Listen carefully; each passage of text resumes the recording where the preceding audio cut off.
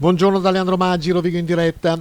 Era tutto pronto questa mattina, domenica 11 dicembre, per la raccolta nella sacca del Canarin, a Polesine Camerini, dei detriti che il fiume, il mare e l'inciviltà delle persone hanno lasciato in questo territorio. Territorio patrimonio MAB UNESCO, ma soprattutto fragile e unico.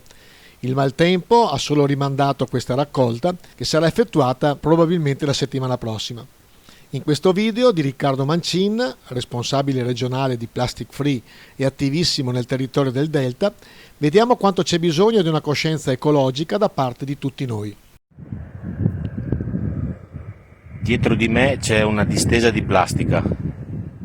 La plastica è il materiale più abusato al mondo. Sta soffocando il pianeta. Se andiamo avanti così, entro il 2050 nel mare, negli oceani ci sarà più plastica che pesci, in termini di peso, pensate. Quindi il nostro compito, il nostro dovere morale è quello di riuscire a dare un futuro ai nostri figli e per farlo dobbiamo cambiare.